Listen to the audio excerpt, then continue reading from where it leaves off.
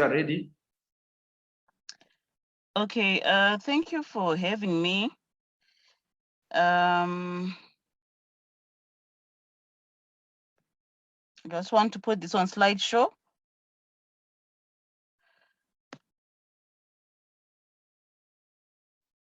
Can you see my screen? Yes, we can, Doc. Maybe what you need now is slideshow. We can see it in normal presentation mode, but you may need to go to slideshow. No, I did go to slideshow. On yeah, mine, the it's on tab on slideshow. If you go to the fourth tab there, where it's a home button, insert design animation, then slideshow, you click that button.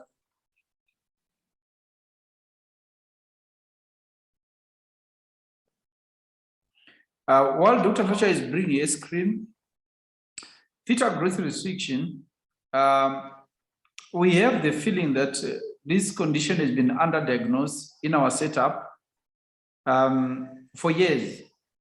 Can you see my screen again? Yes, please go ahead. Okay. Yeah, click there. Resume slideshow, probably.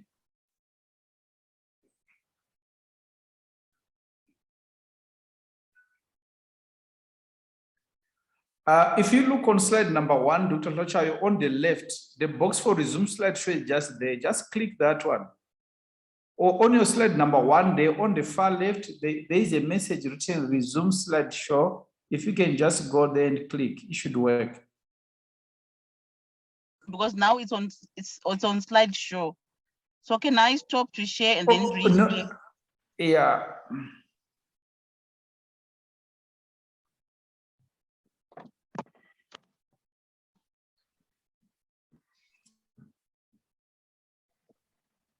Yeah, please reshare again.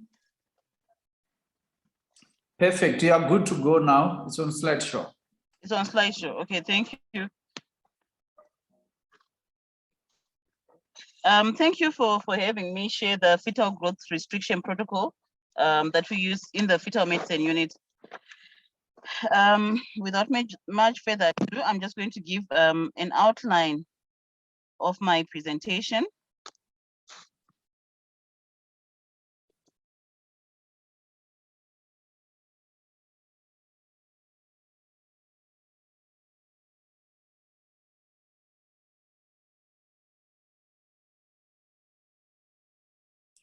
Dr. Hlatshwayo, we've lost you. I don't know if you are still there.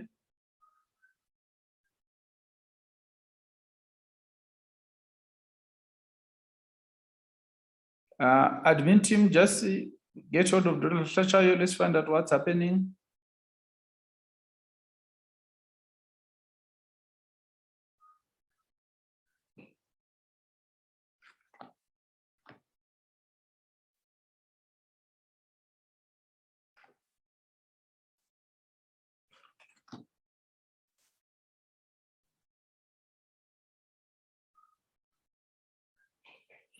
To save time, we should make sure that the next presenter is always ready to chip in. So admin, let's organize ourselves in such a way that if one drops out, the next presenter chips in so that we don't lose time.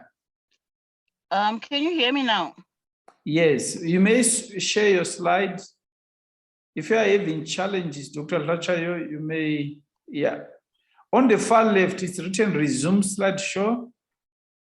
On the far, not that, yeah, from just say from beginning, let's see. There is just a small tab written resume show, just on the far right there. If you can click that button, it should work. Oh.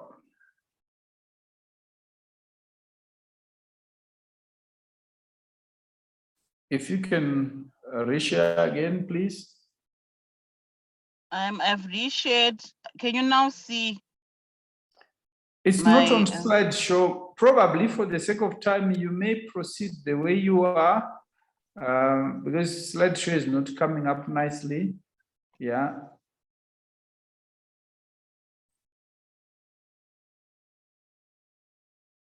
Can you now see it's on slideshow? It's not coming. If you go, there is a button written resume slideshow on. If you look on your slide number 1, the way your screen is right now. Okay, my screen on my side here, it's on slideshow. We are not seeing the same screen. All right, probably have 2 presenters, but try to move your slides. Let's see. Then you can start presenting the way it is, because I think we can see clearly. Okay, I've moved my slides. Can you see me now? No. Do you want to make sure you don't have 2 presentations open, Dr. Hlatshwayo? Okay. Just make sure you have only 1 presentation on your desktop, because it appears there could be another presentation on the background. Just make sure you have 1, then you reshare.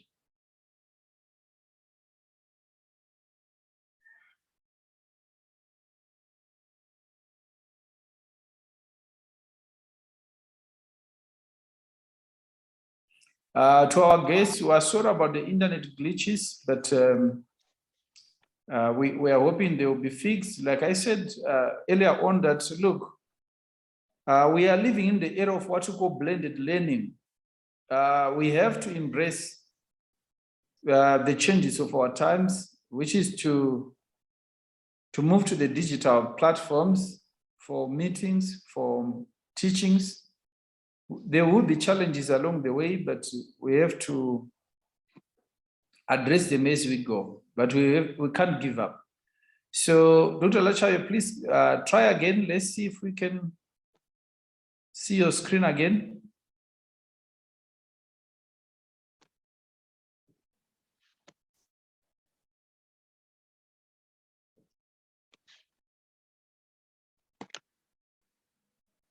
Can you see my screen now? It should be good to go. Try to share your slides now. I think you are perfect. Okay. Slideshow.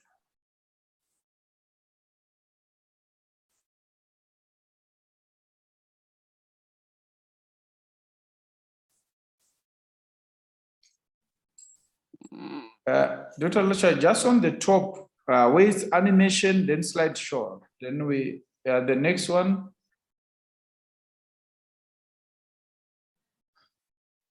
Alternatively, you may move the slides as they are for the sake of time. Okay, I think let me try to move the slides is there. So I'm going to share the fetal growth restriction protocol for the fetal medicine unit. First of all, I'll start by giving definitions. This is the outline of my talk. Then I'm going to highlight the extent of the disease burden. And then we'll talk about the risk factors. And then we're going to discuss on diagnosis or how we identify fetuses with growth restriction. And then we'll discuss the 2 types of phenotypes of fetal growth restriction. And then finally, we're going to discuss the management of fetal growth restriction.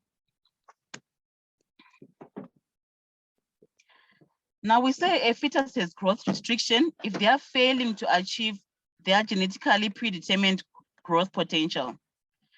What I want us to note about this is that this is a hypothetical growth potential. So we don't know when we are examining the baby in utero what their growth potential is, but we know that there's a hypothetical growth potential that they have. And the other thing to note is that this growth is a dynamic process. By this, what do I mean? We may examine the baby today and find that they are growing appropriately for gestational age. But if we viewed or examine the baby, that same baby again, after 2 to 4 weeks, we may find that actually they are now small for gestational age, or that they've fallen off their growth, the growth velocity curve. So growth is a dynamic process. So we can't just make a decision based on one scan to say that this baby is more for gestational age or is appropriate for gestational age normally. So basically what I'm saying about the fetal growth restriction definition, this is a functional definition which seeks to identify fetuses which are at risk of modifiable but otherwise poor outcome.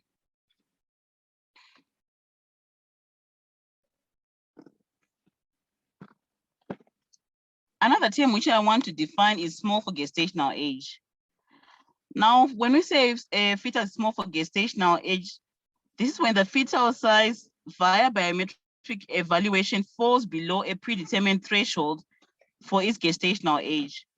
Now, normally the fetal medicine units, and in many centers, they use the 10th centile as the cutoff. So basically what you are saying, if the weight is less than the 10th centile for that gestational age, then we say this baby is small for gestational age. When you compare to the definition of fetal growth restriction, this is an easier definition as there are clear cutoff points. And what we know is that small for gestational age fetuses in general are actually at higher risk of perinatal morbidity and mortality. And this risk is highest when the estimated fetal weight is less than the 3rd centile. The other thing that we are aware of is that the majority of fetuses who have fetal growth restriction are actually within this category. Therefore, the diagnosis of small for gestational age is actually pivotal in the identification of fetuses who are at risk of fetal growth restriction, because it helps us to define the population that is at high risk of fetal growth restriction. But let me hasten to say, small for gestational age and fetal growth restriction are definitely not the same.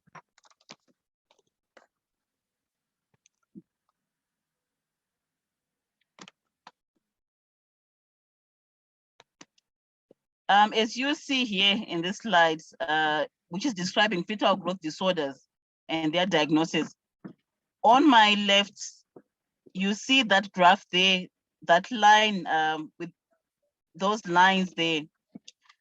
First of all, I want to highlight the solid line there.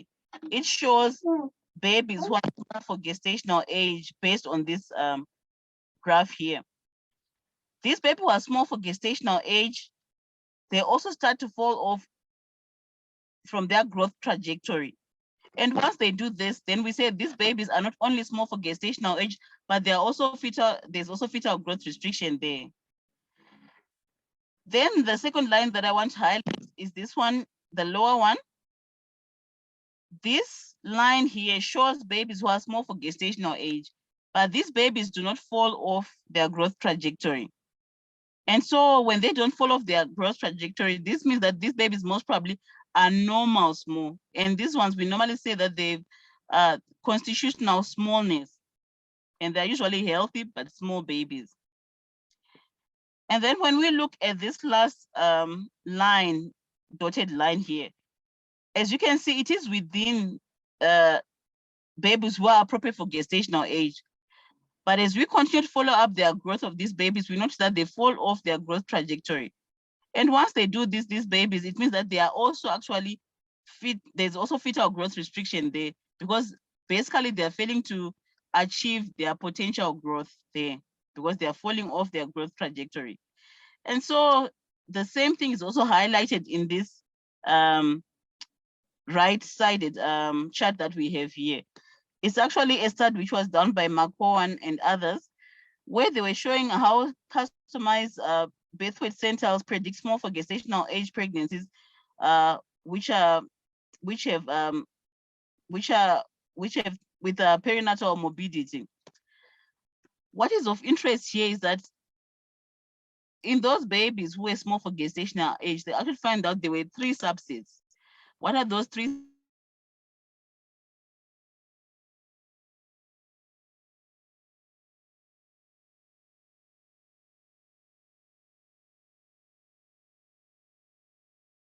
About 20% of them were normal within. Sorry about that. When I say normal small, it means that these babies following this line here, whereby they continue on their growth trajectory all throughout. And then there are abnormal small babies. These they form 15%. Now, when I say abnormal small babies, what it basically means that these babies had a pathologic problem which stopped them from growing well.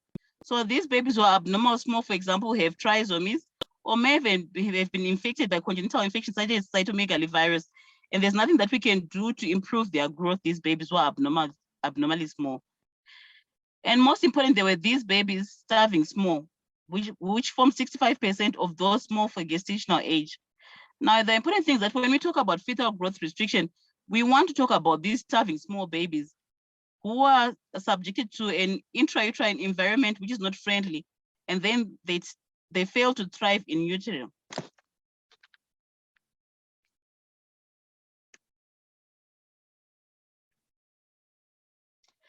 So what we know is that fetal growth restriction is a common and complex problem in obstetrics. It affects about 10 to 15% of all pregnancies. And this depends on which studies and which population is being studied. So on average, it's about 10 to 15% of all pregnancies. These fetus is at increased risk of perinatal morbidity and mortality. But what is of interest is that also they have long-term complications. If they manage to survive the neonatal period, what happens is that in childhood, they're at high risk of having short stature, of having growth delay, neurodevelopmental impairment, and even cerebral palsy. Whereas when they become adults, they're also at high risk of what we call non-communicable disease, which is characterized by the metabolic syndrome. And by metabolic syndrome, I mean a group of diseases which are characterized by hypertension, dyslipidemia, obesity, type 2 diabetes mellitus, which increase the risk of coronary heart disease and stroke in these people. So in summary, it is imperative to diagnose fetal growth restriction if we are to avoid the risk of perinatal morbidity and mortality that is associated with it. And possibly we may also be able to avoid future handicap, as we talked about their problems in childhood and later on as adults. So the challenge to us clinicians is to identify fetuses with fetal growth restriction whose health is endangered in utero because of the hostile intrauterine environment. But at the same time, we should recognize that there are some healthy but small fetuses and hence avoid iatrogenic harm to these fetuses. Now, which pregnancies are at risk? Basically, what we can say is that any pregnancy where either gas exchange and or nutrient delivery to the fetus is not sufficient, is compromised in other ways, to allow the fetus to thrive in utero will be at risk of having fetal growth restriction. Now, this may be due to maternal diseases or to even some maternal habits which cause a decreased oxygen carrying capacity. Now, if we think of it, we can think of critical heart disease. This may be some congenital heart disease that is cyanotic in nature, but even acquired heart disease, if it's very severe, it may still cause also fetal growth restriction. Then we think of also some hemoglobinopathies. In this case, in our country, we have sickle cell anemia. And then also some habits like smoking. If the mother is a chain smoker, then this may actually decrease also oxygen carrying capacity. We may also think of circumstances where there's dysfunctional oxygen delivery system, which may be due to maternal vascular disease. By maternal vascular disease, I mean hypertensive disorders of pregnancy, and also some autoimmune disorders which may affect the vasculature leading to the placenta. Then also there's direct placental damage that may occur in some cases, like if the mother has some thrombophilias or some autoimmune disorders, or if the mother smokes, not only will the oxygen carrying capacity be decreased, but also this can cause direct damage to the placenta. Also, we think of people with chronic renal disease, whereby nutrients and gas exchange is compromised to the fetus. Then there's also recurrent, there are also individuals, they may not have these conditions which I mentioned, not in these groups, but also they may have a history of recurrent pregnancy loss, or they may have a history of a previous unexplained stillbirth. These people are also at high risk of having fetal growth restriction if they fall pregnant again. And those people who screen positive for preeclampsia at either the 11 to 14 week scan or the 20 to 22 week scan are also at high risk of having fetal growth restriction.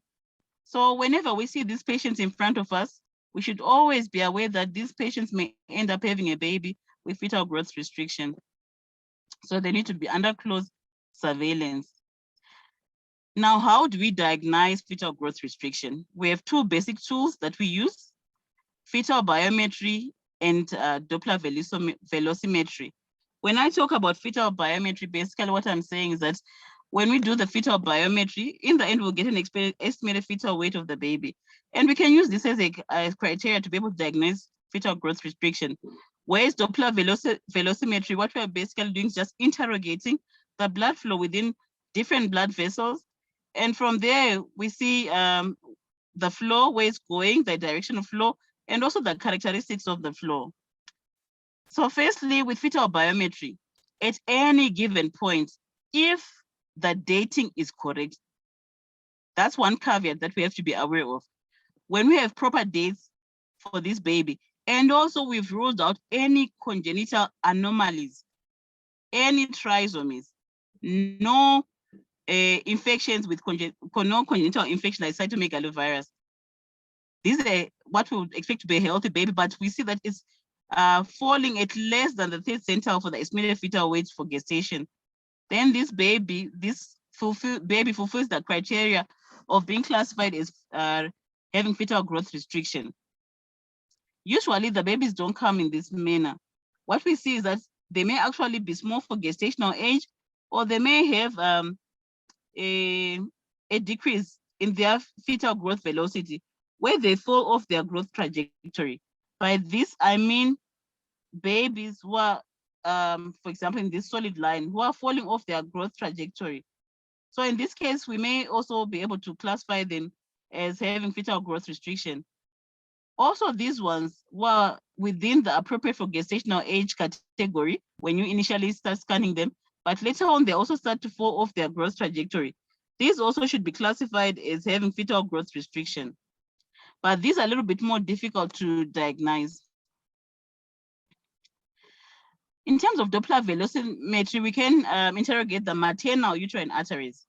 The maternal arteries enable us to interrogate the uteroplacental function, basically.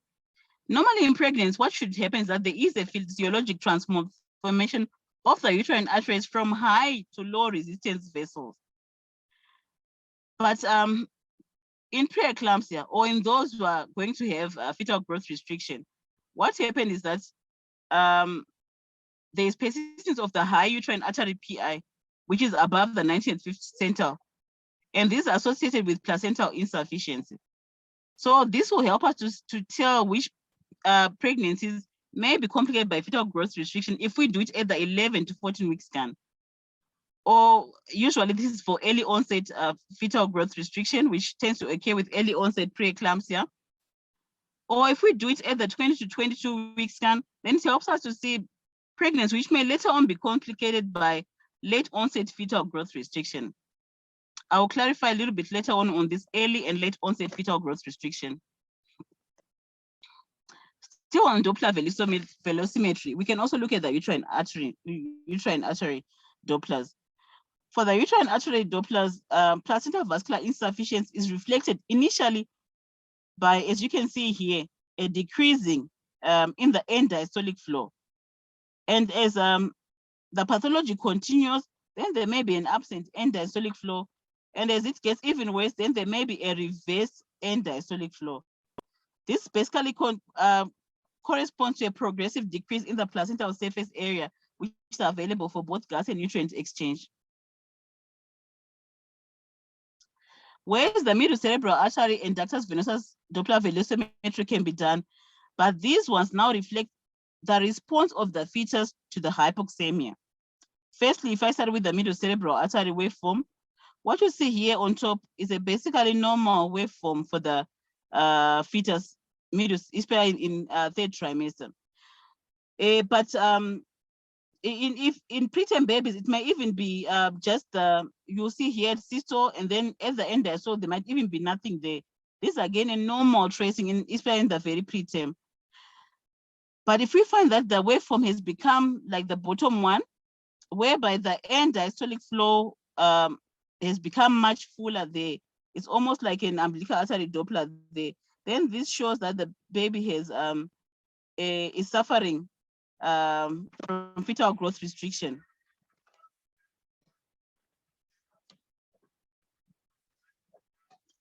And then with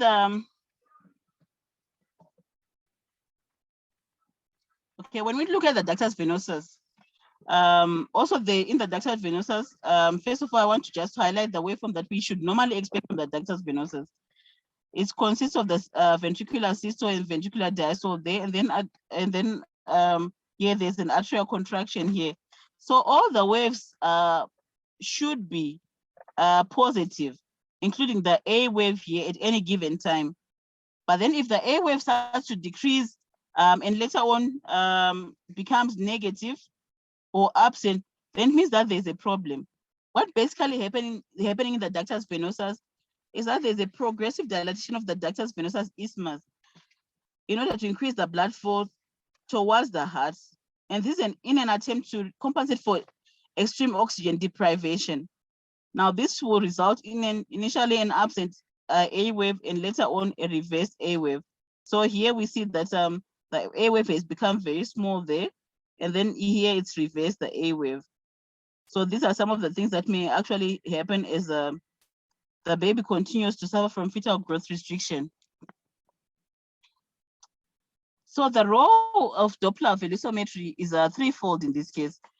Firstly, it can be used for screening, as I talked about the 11 to 13 week scan, and also the 22 week scan where we can do the uterine artery Dopplers, which will help us to screen for babies, for pregnancy, which may be complicated by fetal growth restriction.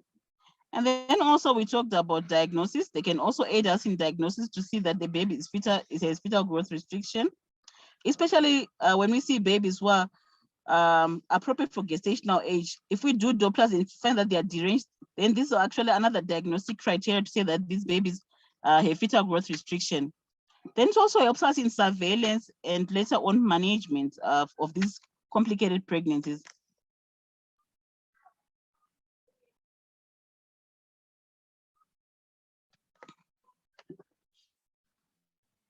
And now I'll move on to the recognized phenotypes for fetal growth restriction. Basically, there are two recognized phenotypes. There's early onset fetal growth restriction and late onset fetal growth restriction. Our cutoff point is 32 weeks. Those babies with fetal growth restriction at less than 32 weeks tend to have what we call early onset fetal growth restriction. And those who have fetal growth restriction from 32 weeks and going onwards have what we call late onset fetal growth restriction. This differentiation into early and late onset fetal growth restriction is very important. It's not only in terms of when they manifest, but even then the way that they manifest. First of all, let's talk about the prevalence. Those with early onset fetal growth restriction tend to be less, that there's 30%, whereas those with late onset fetal growth restriction are 70% of the whole of babies who have fetal growth restriction. And then if we do an ultrasound scan, usually we tend to recognize the ones with early onset fetal growth restriction much easier, because the fetuses tend to be very small. So we can actually say that these babies will be small for gestational age, or maybe might be very severely growth restricted so that they are less than the third centile. But not so for late onset fetal growth restriction, as these fetuses may not necessarily be small. So it may be a dilemma to actually diagnose them. And then when we look at Doppler velocimetry, what we recognize in the early onset fetal growth restriction is that they have the whole full spectrum of Doppler alterations that we've seen early enough, that involves initially the umbilical artery derangements, then go on to middle cerebral artery derangement, and also ductus venosus derangements.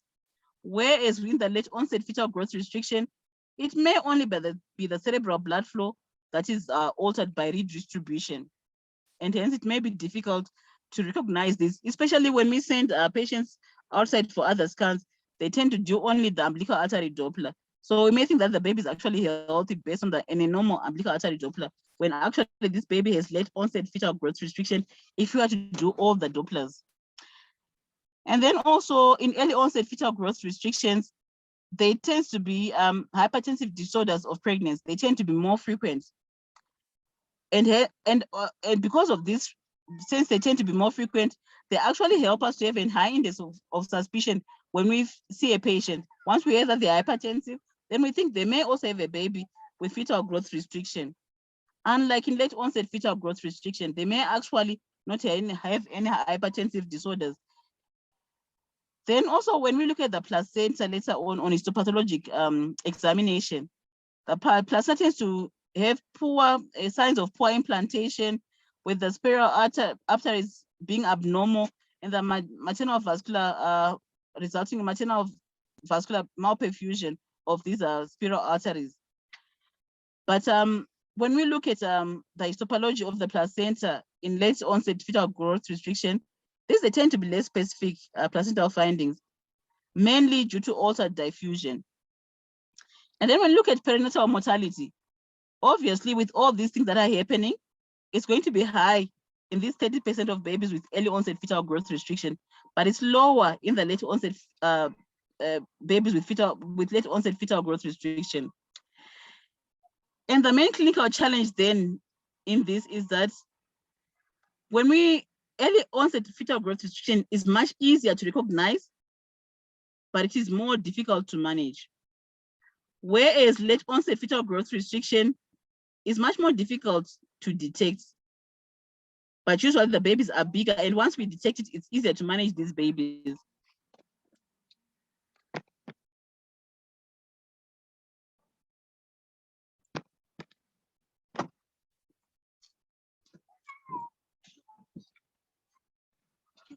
Okay, sorry about that. Now, in the diagnosis of early onset fetal growth restriction versus late onset fetal growth restriction, there are criteria which are almost the same, but there are some slight differences. Now, in early onset fetal growth restriction, as I said, we must have properly delayed this pregnancy, and there will be there must be an absence of congenital anomalies. If at any given time the abdominal circumference or estimated fetal weight is less than the third centile, or if at any given time the umbilical artery shows an absent end diastolic flow, then in this case we say that these babies have fetal growth restriction. Or another criteria that we may use for early onset fetal growth restriction, again, the estimated fetal weight is low, but in this case less than the 10th centile. And then also we find that the uterine artery PI is greater than the 95th centile. Then we say they have fetal growth restriction, or if the umbilical artery PI is more than the 95th centile. So these are criteria that we use to diagnose early onset fetal growth restriction.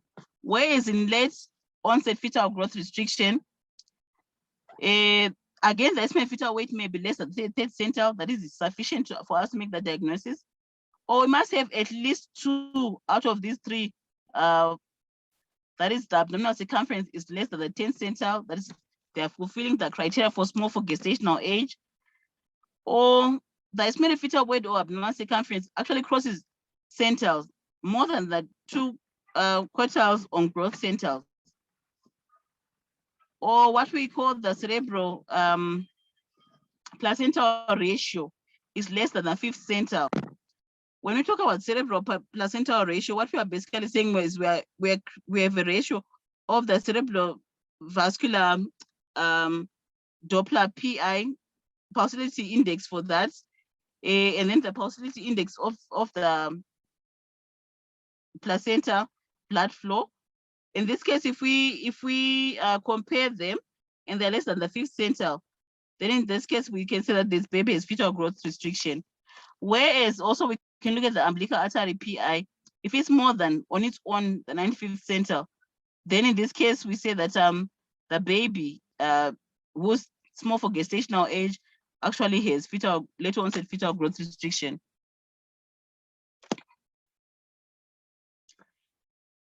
Now, once we recognize that this baby has fetal growth restriction, or even that they are at high risk of fetal growth restriction, we tend to put these babies on surveillance.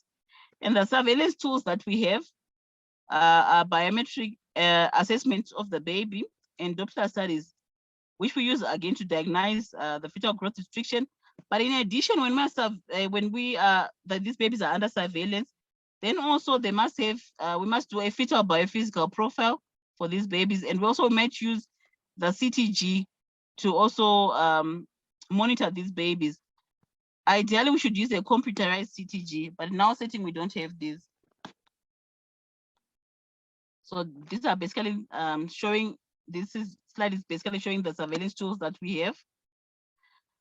And then what are our surveillance goals? Why are we putting them under surveillance? Firstly, we want to assess the extent of fetal hypoxia and or acidosis at any given time. We also want to assess the rate of clinical deterioration of the fetus as we look at the the way that they are growing and also the way that their Dopplers are becoming more and more affected. We also want to assess whether at that particular time that you are seeing them, they are at risk of intrauterine edemas or at risk of stillbirth. If we think that the risk is sufficiently high, then we may want to plan delivery. So to decide on timing for delivery. But if we think that the risk is not that high for intrauterine edemas at the particular time that we are seeing them, then we may want to plan for an appropriate interval for their next review or for their next assessment. And then we also, if we are to decide on, if we think that delivery is near or is imminent, then we may also want to administer antenatal steroids. And also give, once we have decided that we are going to deliver definitely, then we also want to give magnesium sulfate to the very severe preterm babies who are less than 30, who are up to 33 weeks and below. So those are our surveillance goals. Now, in terms of surveillance for early onset fetal growth restriction, we have different scenarios. So the first scenario which I'll talk about is if we have said that the baby has fetal growth restriction, but the fetal Dopplers are still normal. Then in this case, we are going to subject them to surveillance every 2 weeks, whereby we do growth scans. And at those times when we do growth scans, we also do their Dopplers. So every 2 weeks, we are seeing these babies. Whereas in scenario number 2, we have said that this baby has fetal growth restriction, and now the fetal Dopplers are also abnormal in the form of a high umbilical artery PI or a low middle cerebral artery PI. Then we want to see them more frequently, these with abnormal Dopplers. We now begin to see them weekly. Scenario 3 is when fetal growth restriction is there, and now there's further worsening of the Dopplers. By further worsening, we mean that the umbilical artery is now absent or is reversed. In this case, we want to see them every 3 days. And when we see them, we don't not only do the Dopplers, but we also do a CTG.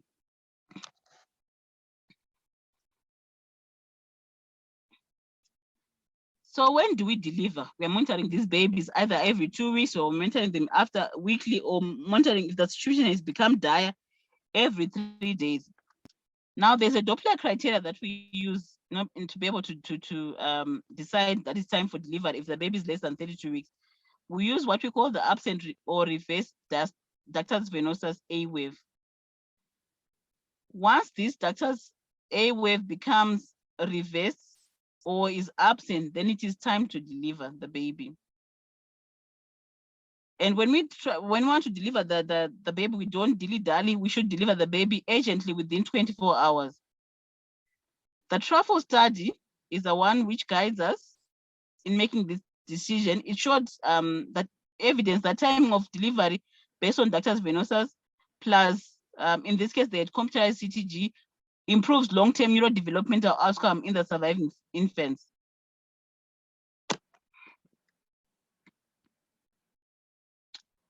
Whereas now, when it's late onset fetal growth restriction, as I said, diagnosis is a little bit more challenging.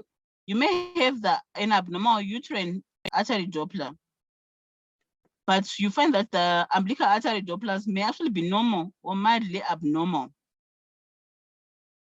And then for you to diagnose it, then there's abnormal middle cerebral artery Dopplers. So once this criteria is fulfilled, then we say that there's late onset fetal growth restriction. And then in terms of surveillance for this late onset fetal growth restriction, we have also a number of scenarios, 3 scenarios which I'm going to describe. In scenario 1, fetal growth restriction, but with normal fetal Dopplers. Then in this case, we want to see these babies every 2 weeks, where we do growth and Doppler scans for these babies.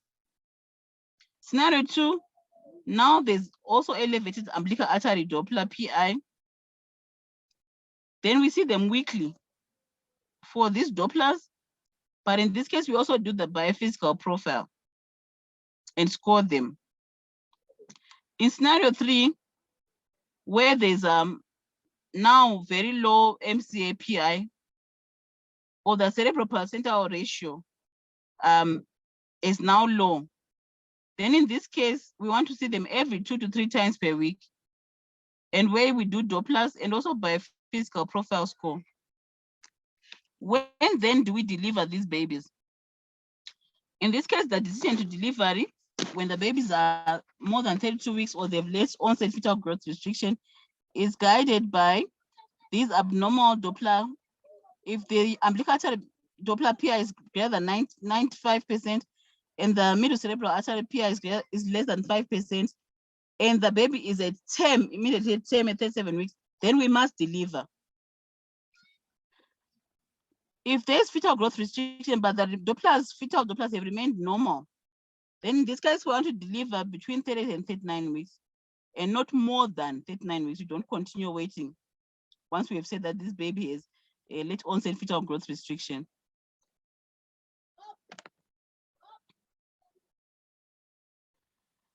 These are the Doppler criteria that we use to make decisions in terms of when to deliver these babies. Well, what is important to highlight is also that there are other clinical indications for delivery that may be there, and we must pay attention to this. If there are obstetric complications such as placental abruption, or the maternal condition has become such that she can't continue with the pregnancy anymore because she has severe preeclampsia or preeclampsia with severe features, or they've actually fitted they have eclampsia, or they have HELP syndrome, then by all means, these mothers should be delivered at whatever gestation this baby is. It does not matter whether it's early fetal growth restriction or late fetal growth restriction.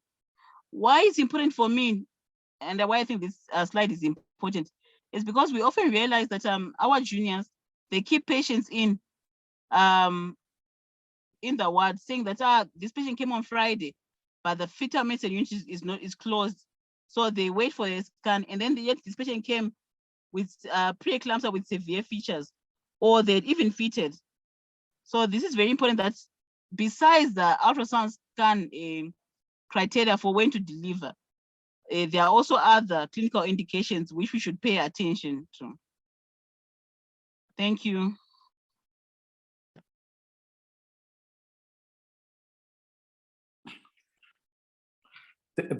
Thank you so much, Dr. Hlatshwayo, for a great presentation.